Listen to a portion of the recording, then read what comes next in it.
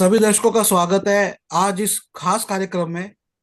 आज हम बहुत ही महत्वपूर्ण विषयों पर चर्चा करने वाले हैं। मैं निखिल सबलानिया दिल्ली से सभी दर्शकों का स्वागत करता हूं और साथ में मेरे पटियाला पंजाब से माननीय गुरदीप सिंह जी और दिल्ली से ही माननीय अमृतलाल रावल जी हैं।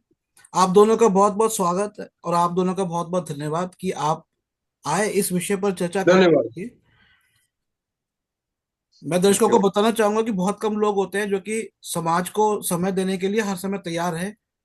उनमें से ही ये दो विभूतियां हैं, माननीय अमृतलाल रावल जी और माननीय गुरदीप सिंह जी। आज का विषय है, इसमें दो विषय शामिल हैं। एक विषय है कि उत्तर प्रदेश के मुख्यमंत्री माननीय योगी आदित्यनाथ जी की वर्ल्ड बैंक से एक वार्ता हुई है, जिसमें वर्ल्ड बैंक निवेश करेगा उत्तर प्रदेश में और साथ ही उत्तर प्रदेश के लोगों को आर्टिफिशियल इंटेलिजेंसी एआई सिखाई जाएगी। और माननीय योगी आदित्यनाथ जी का कहना है कि 10 लाख लोगों को हम एआई सिखाएंगे और इससे कुछ उत्तर प्रदेश बदलेगा। मतलब कि वर्ल्ड बैंक कह रहा है कि उत्तर प्रदेश का रोजगार बढ़ेगा। दूसरा विषय है, दिल्ली के अंदर 50-50 साल से जो लोग रह रहे थे, जो श्रमिक वर्ग है, जो भारतीय है, जो नागरिक है और जैसे कहते हैं कि वो झुग्गी में रह रहे हैं, उनको हटाया जा रहा है और कई कई किलोमीटर दूर भेजा जा रहा है उस स्थान से।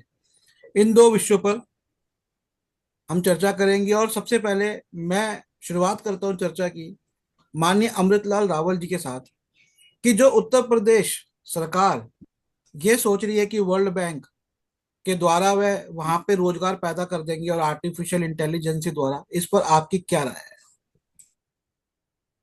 सर, कि आर्टिफिशियल इंटेलिजेंस जो है, ये एक ऐसी चीज है जिसको बहुत जोर शोर से और बहुत पैसा खर्च करके इसको एडवर्टाइज किया जा रहा है, इसको फैलाया जा रहा है।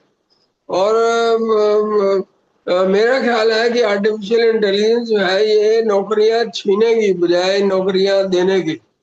अब वो पैसा क्यों खर्च कर रहे हैं? जैसे कि पहले भी मतलब वो कंप्यूटर आया था तो हमारी हर चीज जो है दूसरे देशों के निगरानी में है। एक मैंने आपको एक एग्जांपल पहले दिया था कि एक बार मैंने एक क्वेश्चन पेपर सेट किया कंप्यूटर के ऊपर और अगले दिन मैं गया तो मेरे एक स्टूडेंट ने कहा कि सर आपका जो क्वेश्चन पेपर है वो कंप्यूटर लैब में पड़ा हुआ है। तो मैं वहां गया तो वहां ऑलरेडी एक मतलब कंप्यूटर लैब में क्वेश्चन पेपर पड़ा हुआ था, छपा हुआ। मैं हैरान हो गया क्योंकि मैंने सारा कुछ उसको डिलीट कर दिया था। तो मैंने उसको फिर एकदम उसको कैंसिल किया पेपर को और मैंने दूसरा पेपर सेट किया और फिर मैंने उसको टाइप किया अपने हाथों से और फोटो सेट करा के मैंने वो क्वेश्चन पेपर बांटा। मुझे लगता है कि वो क्वेश्चन जो मैंने कैंसिल किया था वो लोगों को, बच्चों को पता लग गया था। तो जब मैंने नया क्वेश्चन पेपर बांटा तो वो मतलब बड़े सकपकाए हुए थे कि क्वेश्चन पेपर कैसा हमें मिला है, जो हमने पहले देखा था ये तो अलग है क्वेश्चन पेपर। तो कुछ भी आप डिलीट कर दो वो डिलीट होता नहीं है, वो दूसरे देशों की मतलब उसमें चला जाता है, वेबसाइट में या जो भी उनका सिस्टम होता है। तो मैं बहुत जो है ना एआई के बारे में, आर्टिफिशियल इंटेलिजेंस के बारे में मुझे भी एक न्योता आया था कहीं से कि आप यहाँ आइए और आपको सिखाया जाएगा। तो लेकिन मैं गया नहीं क्योंकि मुझे खुद में कोई भरोसा नहीं है मुझे आर्टिफिशियल इंटेलिजेंस का। ये है क्या चीज, पहले तो इसको समझने की बात है। एक जी, और जगह से मुझे आया है न्योता आर्टिफिशियल इंटेलिजेंस में का पता करने के लिए। तो मैं देखूंगा, जब तक मैं कुछ जानूंगा नहीं उसके बारे में तो कुछ भी कहना ठीक नहीं है। जी। मैं गुरदीप सिंह जी आपसे पूछना चाहूंगा कि भारत पे जो इस समय कर्जा है उसमें लगभग 1 लाख करोड़ रुपया हम सिर्फ ब्याज का देते हैं हर महीने। लगभग 1 लाख करोड़ रुपया हम ब्याज का देते हैं। दुनिया जानती है कि जो वर्ल्ड बैंक और आईएमएफ है, असल में ये बैंक नहीं है, ये दुनिया के जो पूंजीपति बैंक है, पूंजीपतियों के जो बैंक है उनकी एजेंसी है। मैं आपको बताना चाहूंगा दर्शकों को भी, मैनहट्टन बैंक के एक पूर्व अफसर कहते हैं कि ये बैंक क्या करते हैं, ये पूरा पहले एस्टिमेट लगाते हैं कि ये जो देश को हम कर्जा दे रहे हैं, हम इसको इतना कर्जा दें कि ये देश अपना कुछ जमा ना कर पाए। इसका मतलब ये जितने भी साल काम करे, जितने भी इसकी जीडीपी हो, ये सिर्फ हमारा कर्जा ही चुकाता रहे। ऐसी स्थिति में आपको लगता है कि उत्तर प्रदेश में यदि और कर्जा आता है तो क्या वहां की समस्याएं हल हो जाएंगी? मैं आप सबसे कहूंगा संक्षिप्त में रहे, क्योंकि मैं बड़ी और अच्छे रोचक तथ्य रखने वाला हूं दर्शकों के सम्मुख। जी गुरदीप सिंह जी, बताइए। पर ऐसा है, हमको तो टोटली सारा फ्रॉड लगता है। क्योंकि जो जो हमारी सरकार होती है, जब सरकार को जो अपने नागरिक होते हैं उनको संभालना होता है, उनका केयर करना होता है, उनकी जो जरूरतें होती हैं पूरी पूरी करनी होती है। इतना बड़ा वर्ग हमारा आज भी गरीबी रेखा के नीचे है, तो उसको क्या बैंक से लेना है, क्या कर्जे से लेना है? बोलते ना, पेट ना पड़ी रोटियां सवे गल्लां खोटियां। तो भूख नंग से हमारा लाखों करोड़ों लोग लड़ रहे हैं। ये मैं नहीं रखता उनके लिए वर्ल्ड बैंक कर्जा। ठीक है, ये तो इनके सारे सूफे हैं। अगर ये प्लान नहीं लाते, क्योंकि जब प्लान लाएंगे तो वो उनको बजट के साथ जोड़ेंगे, खर्चा दिखाएंगे भी इतने करोड़ इतना इनमें खर्चा आ गया। आगे क्यों आया, किसके लिए आया, वो मैं नहीं रखता। सरकार ने पॉलिसी लाई भी हम ये करेंगे, पॉलिसी का अपने बजट भी तैयार कर दिया भी इस पॉलिसी जो हम लेकर जा रहे हैं इसमें करोड़ों रुपया खर्च आएंगे। वो वो खपाना होता है हकीकत में। क्योंकि हम तो बड़ी देर से देख रहे हैं, जो सिर्फ गरीबों की बात करने से ही काम नहीं चलने वाला। और जो जो पॉलिसी हैं, जो गरीबों के लिए पॉलिसी हैं, आपने यकीन नहीं करना। आप मेरे को एक बहुत बड़ी जो एक नरेगा स्कीम है, केंद्र सरकार की पॉलिसी है, नरेगा के तहत करोड़ों लोगों को एक पत्ता 100 दिन का रोजगार तक देना होता है। आप हैरान रह जाओगे, इसमें ही इतना करोड़ों का घपला है। एक मजदूर को, एक गरीब को, एक बेरोजगार को 100 दिन का रोजगार देना एक लीगली गारंटी है। देना है उसको 100 दिन का। लेकिन कहीं किसी गांव में जाओ, 5-5, 300, 400 जॉब कार्ड बने हुए हैं, 50, 100, 150 लोग वहां काम पे जाते हैं, 200-300 लोग घर बैठे हैं, जॉब कार्ड उनके भी हैं। लेकिन हमको जब समझ नहीं आ रही कि सरकार गरीबों के नाम पे खा रही है या गरीबों को खिला रही है। ये तो समझ से बात है, तो अपने एजेंडे पे काम करते हैं। अगर सरकार चाहे तो बहुत कुछ किया जा सकता है, पर सरकार ऐसा नाले फिर यूपी सरकार, ये तो संभव ही नहीं हैगा। क्या आर्टिफिशियल इंटेलिजेंसी है, क्या कर्जा है, क्या वर्ल्ड बैंक है? क्योंकि ये बात जो पहले इंटरव्यू में हम बताई थी आपको, लेकिन ये तो उनकी धमकी होती है अमेरिका वालों की भी आप जे चलाओ, आप जे बताओ। समझे, जो वहां से इनके बॉस का फरमान आता है, जैसे जंग में आपने वीडियो बनाया था, उनको उनको कहते हैं, बस उनके सहन कर देते हैं आंखों मीच के। कैसे करेंगे, क्या करेंगे, कैसे राहत पहुंचाएंगे, इनका कोई लेना देना नहीं है। 2-4 दिन आप भी बात करोगे, सरकार 2-4 दिन मीडिया बात करेगा, उसके बाद ना उसका कोई रिजल्ट आएगा, ना कोई बताएगा अभी इसका इस करने का किसी को लाभ भी पहुंचा है या नहीं। मैं मेरे को आपसे तो मैं आपसे गुरदीप जी एक बात और पूछना चाहूंगा, फिर मैं रावल जी से एक बड़ा महत्वपूर्ण क्वेश्चन करूंगा। आप तो पंजाब से हैं, हरित क्रांति हुई, आज पंजाब का किसान, पंजाब का बेटा कनाडा जा रहा है, यूरोप जा रहा है, अमेरिका जा रहा है, न्यूजीलैंड जा रहा है, ऑस्ट्रेलिया जा रहा है। हमारी 10,000 साल से जो खेती चल रही थी वो तो जो की त्यों थी, लेकिन फर्टिलाइजर्स, ट्रैक्टर्स, उससे ना केवल किसानों के ऊपर एक अतिरिक्त बोझ पड़ा, वो बैंकों के कर्जदार बन गए। और अब हम देखते हैं कि बिल गेट्स आते हैं भारत में, बिल गेट्स भारत की संसद में जाते हैं, और कुछ समय बाद ही वर्ल्ड बैंक से एक नुमाइंदा आके भारत में कहता है कि हम आपकी कृषि को अच्छा करना चाहेंगे। वो कृषि जिसके द्वारा पहले से आपने किसानों को कर्जदार बना दिया है, कृषि महंगी हो गई है। और बिल गेट्स ये भी कह के गए थे कि मैं भारत के अंदर ऐसे उपकरण दूंगा कि जैसे उपकरण, जैसी मशीनों से कृषि आसान हो जाएगी। ये पूरा कृषि आसान, कृषि की मेहनत को आसान, फर्टिलाइजर्स, आपको लगता है कि बिल गेट्स, वर्ल्ड बैंक ऐसा कर पाएंगे? क्या इससे खाद्य पदार्थों के जो मूल्य हैं वह कम नहीं हो कर पाएंगे? पाएंगे। जिसने खेती बाड़ी हाथों से की नहीं, देख उनको फसल के नाम का नहीं पता, जमीन का नहीं पता।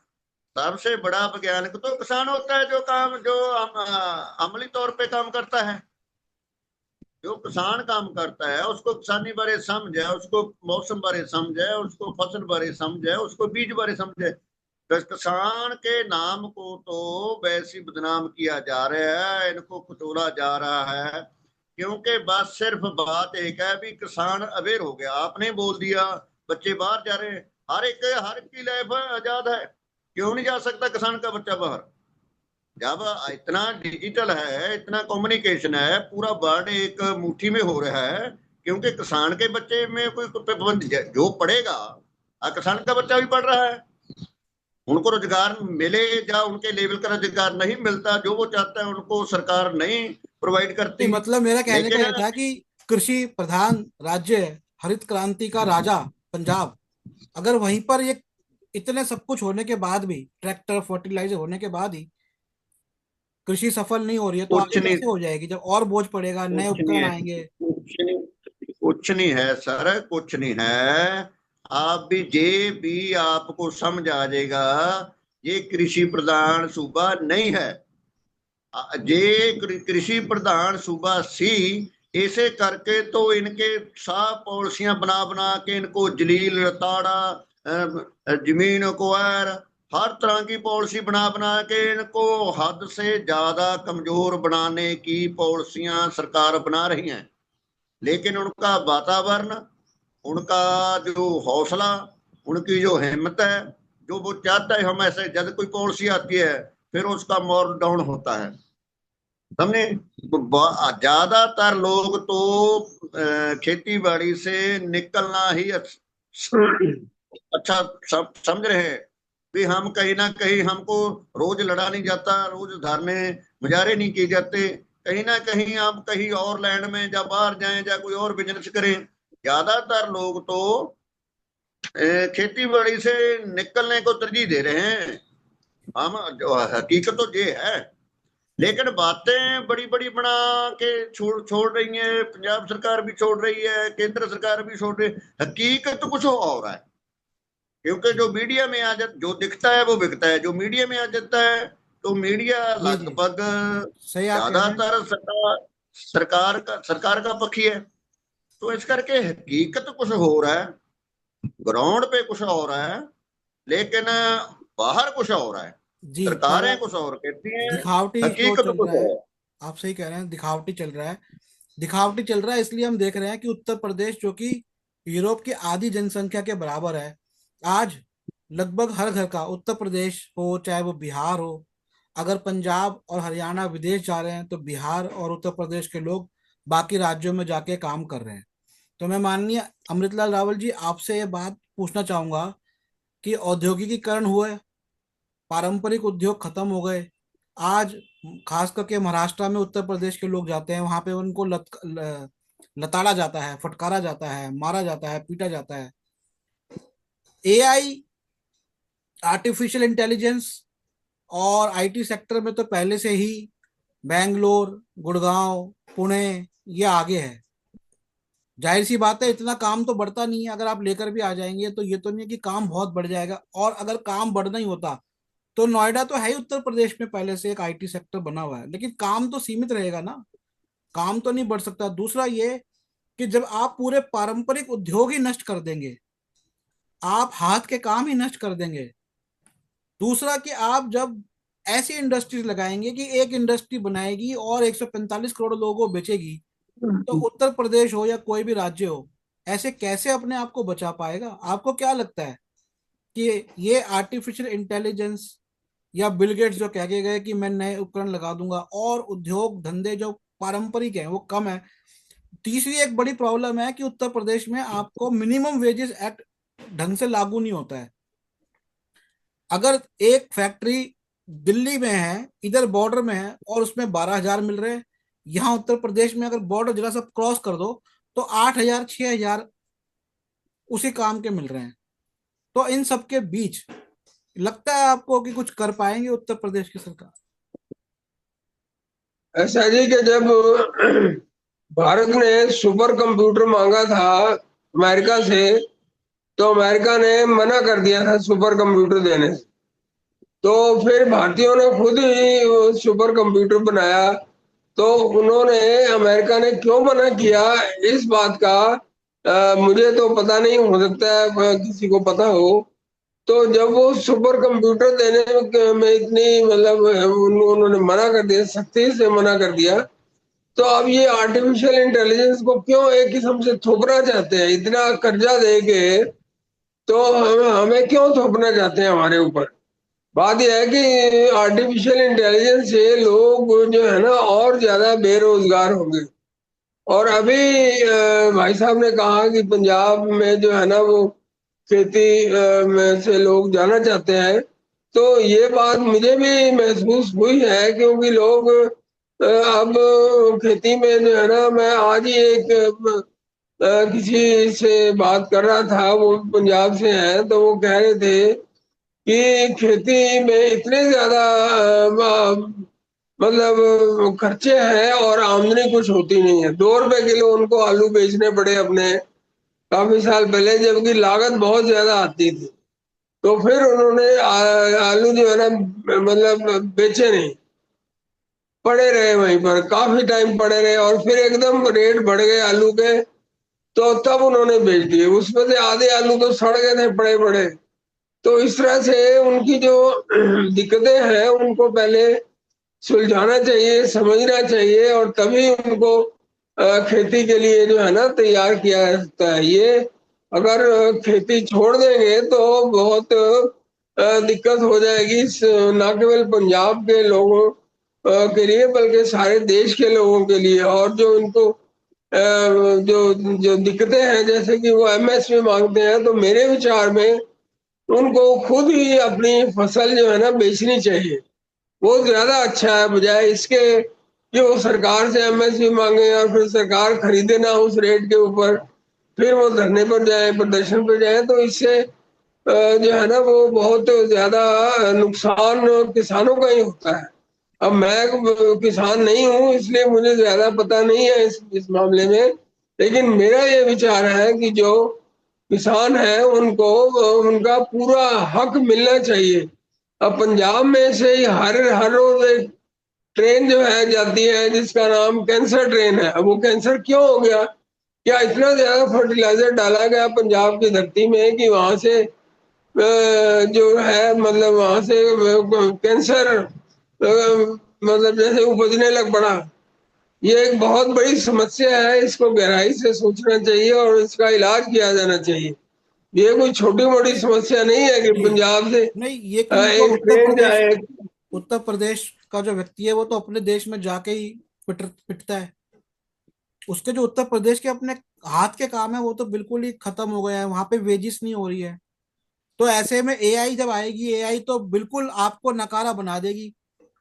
ऐसे में बिल्कुल। उत्तर प्रदेश अब सरकार मैं क्या कर आपको पाएगी? एग्जांपल देता हूँ। जब कैलकुलेटर आया था तो मैंने कैलकुलेटर, मुझे किसी ने कहा कि कैलकुलेटर ले लीजिए, मैंने कहा नहीं, मैं नहीं लूंगा।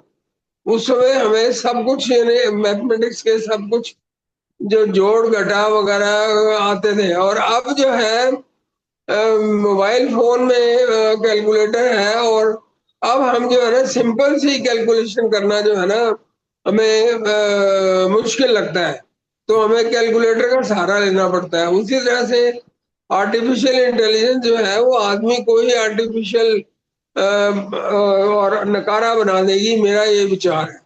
बाकी मैं आर्टिफिशियल इंटेलिजेंस के बारे में कुछ जानता नहीं ज्यादा, तो इसलिए जब तक मैं जानूंगा नहीं पूरी तरह से, मैं इसके बारे में कोई फाइनल डिसीजन नहीं दे सकता। अच्छा, मैं आपसे एक और सवाल पूछना चाहता हूँ कि पिछले चुनाव से पहले योगी आदित्यनाथ जी ने एक शगुफा छेड़ा था कि मैं उत्तर प्रदेश को, नोएडा को बहुत बड़ी फिल्म सिटी बना दूंगा।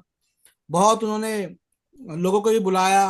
कई लोगों ने तो उनके तारीफ में गाने गा दिए। आज तो पूरी फिल्म इंडस्ट्री दुनिया की बैठ गई है। क्या उनको कुछ पता पता नहीं होता कि किस इंडस्ट्री में क्या चल रहा है, और वो ऐसे ही लोगों को बुला लेते हैं, शोशाबाजी कर देते हैं, दिखावटीपना कर देते हैं।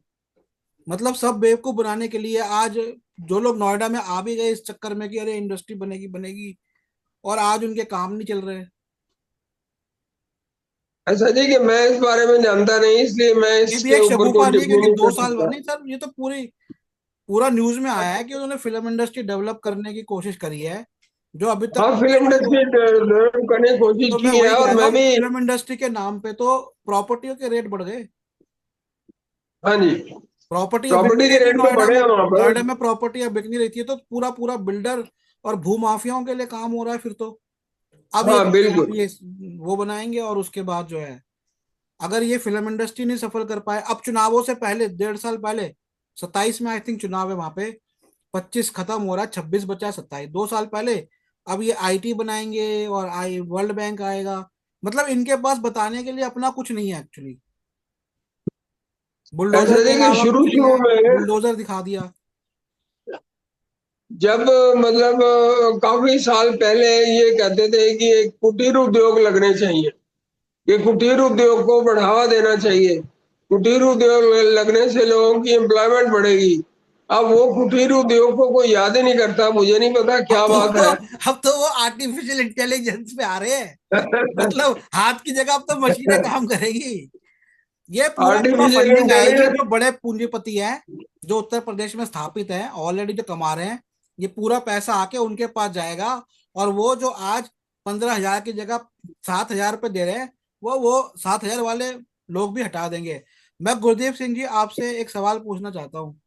डॉक्टर अंबेडकर जी ने एक जगह लिखा, मैं उनको पढ़ रहा था, तो डॉक्टर अंबेडकर जी ने एक बात लिखी कि भाई, लॉ एंड ऑर्डर तो एक जगह है, लॉ एंड ऑर्डर से तो पेट नहीं भरता। आप कह दो, जो वो कह रहे थे, जो लोग अंग्रेजों की तारीफ करते हैं कि उन्होंने लॉ एंड ऑर्डर किया, तो डॉक्टर अंबेडकर जी कहते हैं कि 19वीं शताब्दी में, मतलब 1801 से 1900 की शुरुआत तक 4 करोड़ भारतीय इन अंग्रेजों ने, अकालों के दौरान इन अंग्रेजों की वजह से भूख से मर गए।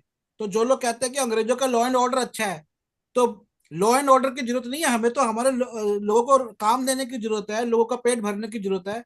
तो उत्तर प्रदेश के बारे में यही बात बोली जाती है, law and order, law and order, law and order. क्या लॉ एंड ऑर्डर ही सब कुछ है? वो लोग जो उत्तर प्रदेश के बाहर जाते हैं, वहां तो लॉ एंड ऑर्डर खराब नहीं होता। महाराष्ट्र में जाके तो लॉ एंड ऑर्डर खराब नहीं होता, साउथ इंडिया में जाके तो नहीं होता। ये उत्तर प्रदेश में लॉ एंड ऑर्डर की है, वहां पेट आप भर नहीं पा रहे और कह रहे law and order, law and order कर दिया हमने। और उसमें आज तक भी पुलिस के जो रिफॉर्म है देश के अंदर, 20 साल पहले तक ये हालात थे कि 6 लाख पुलिसकर्मी कम थे।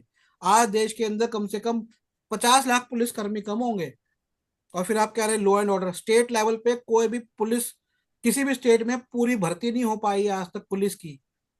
ना पुलिस को ढंग से कपड़े मिलते, ना उनको जूते मिलते, ना उनको रिवॉल्वर्स मिलती, ना उनको बुलेट प्रूफ जैकेट मिलती।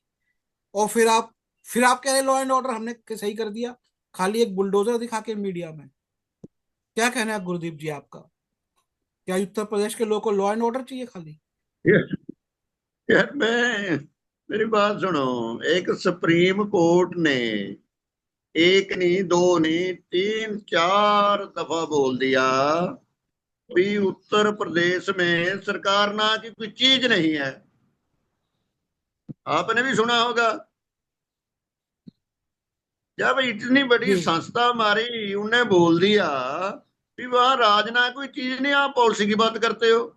सुप्रीम कोर्ट ने बोला कि प्रॉपर टाइम पे नोटिस दोगे उसके बाद ही बुलडोजर। अभी बीजेपी ने दिल्ली में क्या किया, एक बात सुन लीजिए। उनको पता लग गया नोटिस पास हो गया है, तो नोटिस पास होके पब्लिक की नोटिस में आए, उससे पहले बुलडोजर चला के उन्होंने गरीबों के घर तोड़ दिए। ज्यादा कानून के देखो, जानकार हो गए ना वो लोग तो। बातें देखो, जो हमारी कोर्ट है वो तो बात ही कर सकती है।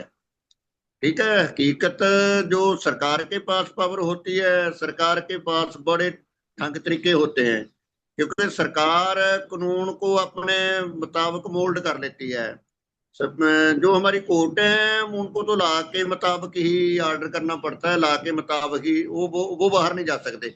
सरकार तो कितनी बारी बाहर जाती है, कितनी बारी अंदर आती है, सरकार कानून को अपना बना लेती है, जैसे वो उनको लगता है कैसे मोल्ड करना है कर लेती है। लेकिन लोग कहाँ आ गए, यूपी का, यूपी की बात कैसे लोग आपने बना लिया, आर्टिफिशियल एआई बना लिया, बेरोजगारी बना ली। ठीक है, यूपी क्या भूखा मर रहे हैं, समाज करोड़ों लोग बेरोजगार हैं, बातों बातों से पेट भरते रहते हैं, हम ये कर रहेंगे, हम ये ला रहे हैं, हम बड़ बैंक ला रहे हैं, आपको लोन देंगे, फलाना देंगे, नहीं ये सब बातें हैं। 10 साल हो गए, केंद्र सरकार की एक भी हमको पॉलिसी बना दो भैया, एक समाज के लिए या गरीब वर्ग के लिए या बेरोजगारों के लिए।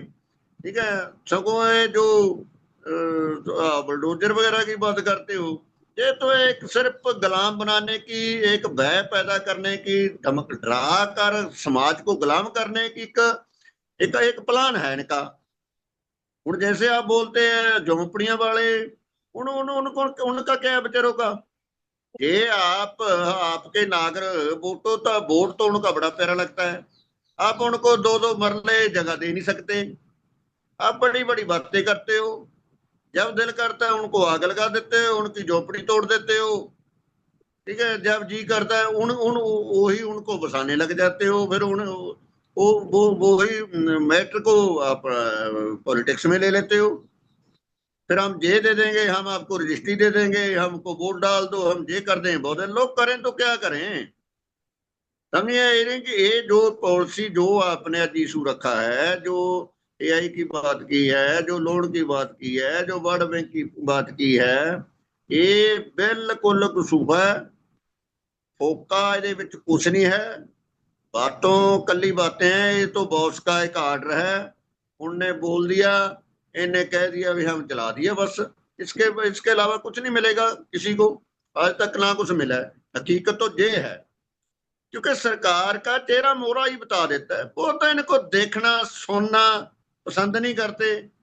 आप इनको लोक भलाई की बात करते हुए इनको पता नहीं सरकार कुछ इनका कोई सवार ही सवार देगी या इनको कोई राहत पहुंचा देगी, ये तो सोचने ही मेरे को लगता नहीं था, इम्पॉसिबल है, सोचना भी नहीं चाहिए। ऐसी सरकारों से तो उम्मीद भी नहीं रखना चाहिए भी आप जी, कोई ये तो इनको ना देश का, ना समाज का, ना कानून का, ये तो अपना एजेंडा चलाते हैं, एजेंडा फिरता है, अपने एजेंडे पे बध रहे हैं, बस आप इनको जी, अपना एजेंडा चाहिए। जी। मैं माननीय अमृतलाल रावल जी आपसे पूछना चाहता हूँ, दिल्ली की जो मुख्यमंत्री है रेखा गुप्ता जी, उनके परिवार को तो आए हुए दिल्ली में 50 साल भी शायद नहीं हुए होंगे। उनके पिताजी सर्विसेज में थे। और 50 साल पुराने जो लोग, श्रमिक भारत के नागरिक, तमिलनाडु से आके रह रहे थे जंगपुरा में, उनके घर तोड़ दिए गए। मैं दर्शकों को बताना चाहूंगा कि जमुना के किनारे और जमुना पार दिल्ली में कोई रहने नहीं चाहता था। तो वहां पर कभी लोग अगर घर बसा के, आसरा बसा के रहने लग गए, क्योंकि वो उनमें से ज्यादातर मुस्लिम समुदाय से हैं, उनके घर तोड़ दिए। ये वो लोग हैं, इनको आप झुग्गी और अवैध कैसे कह सकते हैं? ये वो लोग हैं जो भारत के न्यायाधीशों, भारत के बड़े बड़े अफसरों के घर में जाके श्रम दे रहे हैं। दिल्ली के अंदर ऐसी ऐसी कॉलोनियां हैं, जजों की कॉलोनी है, जो आज तक अप्रूव नहीं हुई है। क्या आप उन पे बुलडोजर चला सकते हैं? लेकिन नहीं, बुलडोजर चला गरीब के ऊपर, तमिलनाडु के लोगों पर। पूरी राजनीतिक सियासत है। बुलडोजर चल रहा है मुसलमानों के ऊपर, पूरी राजनीतिक साजिश है। आप जेएनयू को बदनाम करना चाहते हो क्योंकि आप चाहते हो जेएनयू की जमीन, क्योंकि साउथ दिल्ली में महंगी जमीन है, वहां पे आके आप कब्जे करो और अपार्टमेंट बना के बेचो। ये बीजेपी भूमाफिया की तरह काम कर रही है। इन्होंने दिल्ली में रोजगार पे काम नहीं किया, दिल्ली में और शिक्षा पे काम नहीं किया। सिर्फ और सिर्फ साउथ दिल्ली के अंदर पड़ता है जंगपुरा, जहां 50 साल पुराने लोगों को हटाया जा रहा है। डीसीएम दिल्ली क्लॉथ मिल जो मोती नगर में थी, वो सिर्फ 1 रुपए में दी थी फैक्ट्री चलाने के लिए। वहां से कुछ झुग्गियां थी, वो हटाई इन्होंने पहले, और वहां पर जो है इन्होंने अपार्टमेंट बना के महंगे बेच रहे हैं। ये सही है क्या? जस्टिस वी आर ऐसा मलिक ने नहीं कि बोला है कि भाई जिस आप ऐसा नहीं कर सकते हो, 50 किलोमीटर जाके उनको मकान दे रहे जहां पर उनके पास कोई रोजगार भी नहीं होगा। जिस जमीन की आप बात कर रहे हैं, जिस जमीन की आप बात कर रहे हैं वो ओखला हेडवर्क्स के पास है। ओखला हेडवर्क्स जो है, वहां पर एक कैंटीन होती थी, और वो कैंटीन जो है मेरे बहनोई के पास ही उन्होंने ठेके पर ली हुई थी। और वहां पर काफी लोग पिकनिक मनाने आते थे 50-60 साल पहले, और मैं भी वहां जाता था उस कैंटीन पे।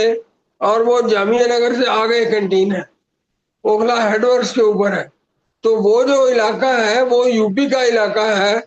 और जिन लोगों ने अपने मकान बनाए हैं या जिन्होंने कब्जा किया है, तो उस अवैध मकान मतलब उसको वो हटा रहे हैं। कई लोगों को ये मदनपुर खादर में भी बसाया गया था। नहीं, तो मैं ये कह रहा हूँ, दिल्ली मैं ये कह सरकार रहा हूँ, जो हमारा कानून ये कहता है 12 साल किसी के प्रॉपर्टी में रह ले तो प्रॉपर्टी आपकी हो जाती है। जो 50 साल से रह रहे हैं, आप तो प्रॉपर्टी के पेपर चेंज कर दो ना। गवर्नमेंट ये क्यों नहीं कर रही है नहीं, कि 12 पेपर ये साल गरीबी मिटाएंगे, जमीन उनके कर दो, क्या हो गया?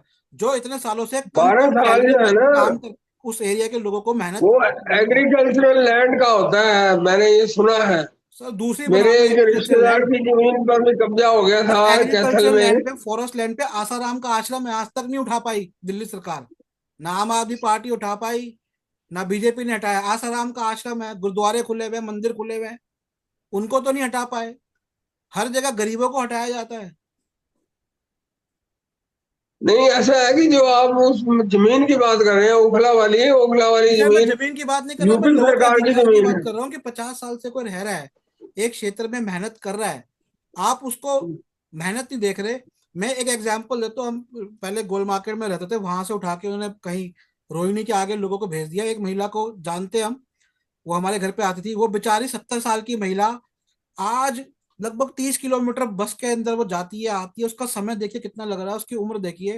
रोजगार नहीं मिलता है, स्थान के साथ रोजगार जुड़ा होता है। आप, मैं कह रहा हूँ, आप जजेस को हटाओ ना, जजेस की कॉलोनी आज तक इलीगल है। आप दिल्ली में जो फार्म हाउसेस हैं वो इलीगल है, उनको आपने लीगल कर दिया, आज तक इलीगल थे वो। उनको क्यों नहीं हटा पाए? गरीबों को क्यों हटाते हैं?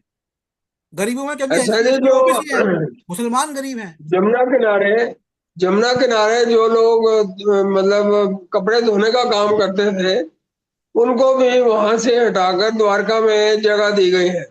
ये मैं अपनी निजी उससे जानता हूँ इंफॉर्मेशन से।